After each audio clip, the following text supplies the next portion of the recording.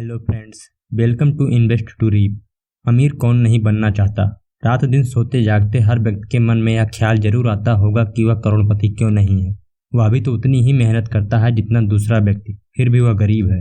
अमीर और गरीब के बीच अंतर सिर्फ थिंकिंग और रिस्क का होता है। अमीर आदमी रिस्क लेकर इन्वेस्टमेंट करता है।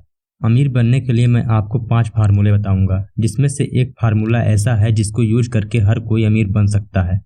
Number 1, create income source. सबसे पहले आपको एक इनकम सोर्स बनाना चाहिए जहां से एक अच्छी इनकम जनरेट हो सके।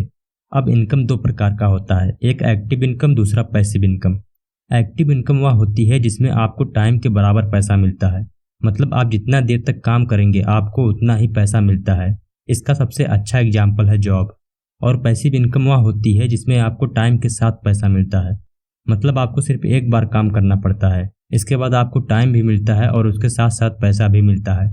इसका सबसे अच्छा एग्जाम्पल है business. Number 2, gain financial knowledge. जितना ज़्यादा हो सके आपको फाइनेंशियल मैनेजमेंट के बारे में जानकारी लेना चाहिए। एसेट्स क्या होते हैं, लायबिलिटीज क्या होती है, यह कोई बहुत बड़ी चीज़ नहीं है समझने के लिए। जो चीज़ आपके जेब में पैसा डालती है उसे एसेट्स कहते हैं, और जो चीज़ आपके जेब से पैसा निकालती है उसे लायबिलिटीज कहते हैं। एग्जाम्पल, मान लीजिए आपने एक घर खरीदा और उसको रेंट पर दे दिया, तो वह आपके लिए एसेट्स का काम करेगा। और मान लीजिए आपने उस घर को रेंट पे ना देकर आप उसमें खुद रहने लगे, तो वह आपके लिए लायबिलिटीज है। Number 3, save and invest. आपको सेविंग करनी चाहिए ताकि किसी भी फाइनेंशियल प्रॉब्लम के समय वह सेविंग आपके काम आ सके। वहीं एक और चीज़ है जो लगातार लोगों की चिंता बढ़ाती रहती है, और वह है इन्फ्लेशन, महंगाई। इन्फ्लेशन की वजह से आपके पैसे की वैल्यू कम होती जाती है। इसको ऐसे समझते हैं कि अगर आज आपके हर महीने का खर्च 30,000 रुपये है, तो 5% की इन्फ्लेशन रेट के साथ 20 साल बाद वह 80,000 रुपये हो जाएगा। इसीलिए आपको ऐसे इंस्ट्रूमेंट्स में इन्वेस्ट करना चाहिए जो इन्फ्लेशन रेट को मात दे सके। जैसे इक्विटी में इन्वेस्ट करना आपको इन्फ्लेशन रेट से निपटने और उससे अधिक रिटर्न पाने में हेल्प करता है। आप स्टॉक या म्यूचुअल फंड के जरिए इक्विटी में इन्वेस्ट कर सकते हैं। Number 4, learn to manage risk. आपको रिस्क लेना ही पड़ेगा। एक सक्सेसफुल इन्वेस्टर ने कहा है कि आप रिस्क को खत्म नहीं कर सकते, आप उसको सिर्फ अपने हिसाब से मैनेज कर सकते हैं। सक्सेसफुल बनने के लिए और आपको अमीर बनने के लिए जहां पर आप पैसा इन्वेस्ट कर रहे हैं उस जगह पर आपको रिस्क लेना ही पड़ेगा, लेकिन आपको उस रिस्क को मैनेज करना आना चाहिए। एग्जाम्पल, आप समझिए कि कहीं पर आपने पैसा इन्वेस्ट कर दिया और आप घाटे में चले गए, आपका बिजनेस घाटे में चला गया। उसको मैनेज करने के लिए आपके पास एक इमरजेंसी फंड होना चाहिए, या आपके पास कोई ना कोई प्लानिंग जरूर होनी चाहिए, क्योंकि अगर उस टाइम पर आपका इन्वेस्टमेंट रिस्क में है तो आप अपने पैसों से अपना काम नहीं करवा सकते। Number 5, MRT। MRT वह फार्मूला है जिसको यूज करके हर कोई स्टॉक मार्केट से अमीर बन सकता है।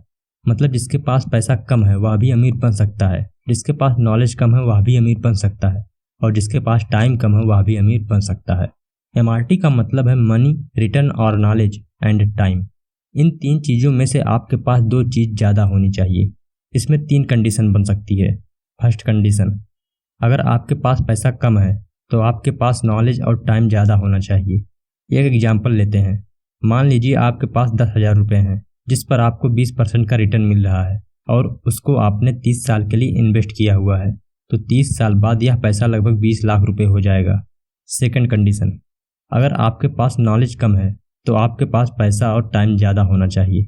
एग्जाम्पल, मान लीजिए आपके पास 5 लाख रुपए हैं जिस पर आपको 10% का रिटर्न मिल रहा है, और उसको आपने 30 साल के लिए इन्वेस्ट किया हुआ है, तो 30 साल बाद वह पैसा लगभग 80 लाख रुपए हो जाएगा। थर्ड कंडीशन, अगर आपके पास टाइम कम है तो आपके पास पैसा और नॉलेज ज़्यादा होना चाहिए।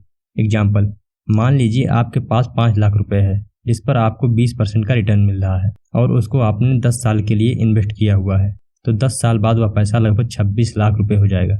मतलब इस फार्मूला के हिसाब से मनी, नॉलेज और टाइम में से 2 चीज़ आपके पास ज़्यादा है तो आप अमीर बन सकते हैं। मैंने रिटर्न को नॉलेज इसलिए कहा है क्योंकि बिना नॉलेज के एक अच्छा रिटर्न लेना लगभग इम्पॉसिबल है।